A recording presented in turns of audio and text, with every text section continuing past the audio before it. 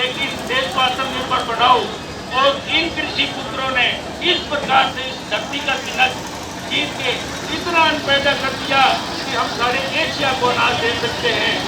लेकिन उस वर्ग को जो आज मोदी जी जगह जगह ये कहते हैं, वहाँ हवाई जहाज में जाके दिखाते हैं लद्दाख में धुआं टटा हुआ है, हम पीछे नहीं हटेंगे। अरे मोदी जी, वो जवान किसका है? वो इस किसान का बेटा है जो देश का पेट पालने के लिए किसान यहाँ बेटे को सीमा पर भेज रखा है। दुख होता है कि आप देशभक्त का नारा तो RSS वाले लगाते हो, लेकिन उस किसान के ऊपर जो शांतिपूर्वक जा रहा है ठंड में, उसके ऊपर वाटर कैनन और डंडा बरसाते हो।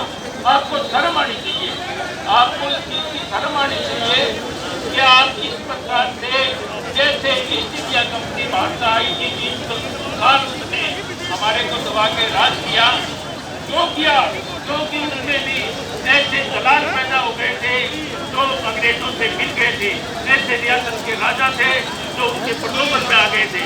इसी प्रकार से मोदी इस आंदोलन को कमजोर करने के लिए हम इसमें पढ़ते हैं कि कहीं तो जाते हैं कि कृषि कानूनों का उपयोग कर रहा है, वो हम बताएंगे।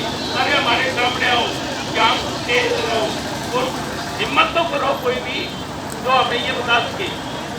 लेकिन सभी प्रकार के हथकंडे अधूरे रह जाएंगे।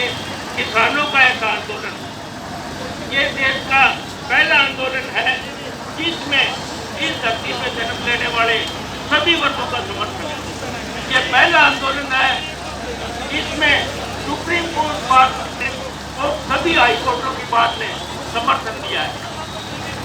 और दोस्तों, आपका कीमती समय है, ये कृषि से संबंधित किसानों को ही नहीं, उनको सहायता देने के लिए जो लेबर कानून है उसमें भी इतना बदलाव किया गया है, आप लोग सोच नहीं सकते कि 300 मजदूर एक कारपोरेट बिना सरकार की इजाजत के रख सकता है।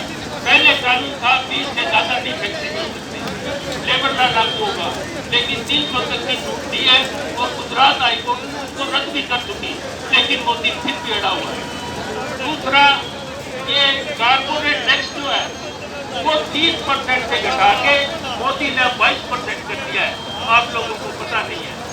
तीसरी चीज, किसान का एक पैसा, 1 रुपया माफ नहीं किया, 7,77,880 करोड़ रुपए इन कारपोरेट के माफ किए 5 साल में। तीसरी चीज, 20,000 करोड़ रुपए पार्लियामेंट और पार्लियामेंटेरियन के रेजिडेंट और ऑफिस के लिए अभी मंजूर किए हैं, जो 2 साल में बढ़ के 4 हो जाएगा। कोरोना की महामारी को कौन समझता? किसान के पास यूरिया खाद तक नहीं और उसके द्वारा संसाधनों का ये दरियाम इस प्रकार से प्राइवेट हाथों में दिए जा रहे हैं। तो मैं इतना कहते हुए अपना साथ दूंगा और नौजवानों से ये कहूँगा